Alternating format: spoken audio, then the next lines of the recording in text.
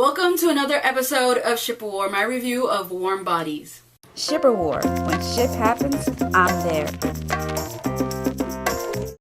Now, for those who are aware about this film, you probably already know what the premise of this story is. It's about a zombie and a female, and they fall in love. At least, that's what you probably think that's what the movie's about. And if you think that's what it is, you are correct to a certain extent. I know I've read a lot of comments about this film, a lot of negative comments about people saying this movie is going to ruin the zombie franchise, and every movie ever made with zombies is going to be completely ruined because this film exists. So with that said, for those who said that, you guys are being completely ridiculous, because this movie will not ruin the zombie franchise for several reasons. Because number one, me being a person who does like the Twilight saga, this movie did not remind me of Twilight, unfortunately. The only aspect in this film that was anything like Twilight to me, aside from the fact that a human falls in love with some supernatural being, and the fact that the actress they chose to play the lead character looks so much like Kristen Stewart, it's ridiculous.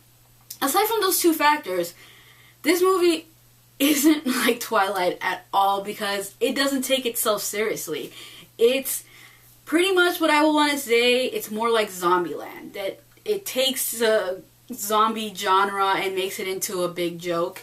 And also Shaun of the Dead is another example. This film is like that. The only difference is that we actually see the zombies being zombies and doing their zombie thing, and you see the view from an actual zombie named R and his life as a zombie, and he actually feels and thinks, and he's not just this dead person that just doesn't feel anything. That's the only difference is. But this movie isn't like Twilight. It doesn't have the sappiness, and it doesn't take itself seriously. It's just, I want to say it's a spoof of zombie movies, but in the view of a zombie. So for me, I was actually looking forward to this movie, and I had the whole idea in my head that this movie was going to be like Twilight meets Zombieland, a movie that has very sappy romance but doesn't take itself seriously, and it's funny.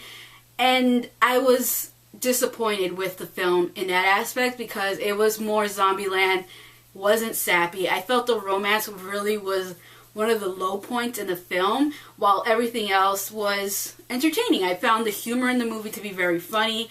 I liked the characters, but the romance itself, I just personally did not get into it.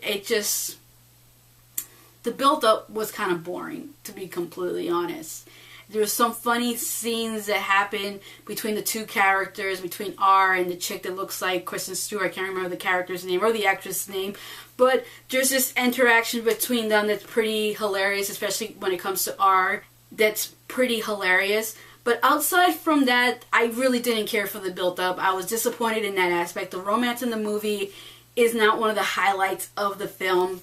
Pretty much the highlight of the film is the humor in it. That's pretty much the highlight. Outside from that, I really honestly have to say, I saw this movie back in December, I think in the beginning of December, and this film doesn't really stand out for me. Like, this is a type of film that I don't recall thinking much back towards it. Like, I enjoyed the movie, even though I was disappointed with the romance. I just can't say it's a movie that'll stand out. I feel like this is one of those movies that people will watch, they'll enjoy it, but it won't be something that people are going to run out and just tell people, oh, you gotta go watch this movie, it's the best movie ever. It's not amazing, and it's not terrible. It's enjoyable. If you go with a group of friends, you will have a good time. I definitely recommend this movie to those who are curious to see it. Definitely go out.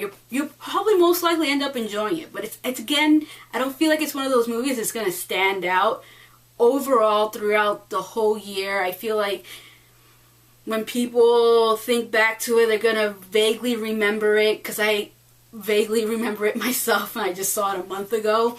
So with that said, yeah, I don't know. I'm disappointed because I wanted it to be a lot more than what it was, especially when it came to the romance.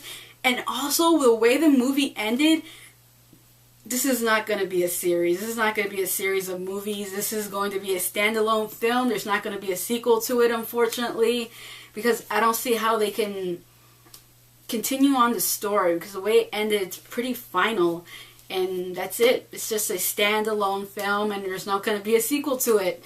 At least I don't think it is, at least the way it ended, so that was pretty disappointing as well for me, because I was hoping it would be a franchise, and it was going to be a series of movies of this zombie kid and this girl and them loving each other just like on Twilight. But it's not like that at all. Again, I can't stress that enough for those who think this is Twilight meets zombies. It's not. It's so not. So that is all for this episode of Ship War. Goodbye, and until next time. And if you haven't already, please subscribe. Before I made my top 10 favorite romances in films of 2012 list, I needed to see this movie because I had a sense that this movie had a romance that I probably would enjoy. I don't know if it would have been in my top 10, and I'm glad to say it ended up in my top 10. I had to rework my top 10 after watching this movie because I ended up really enjoying this film and really enjoying the romance. I really didn't know much about the movie, like the premise.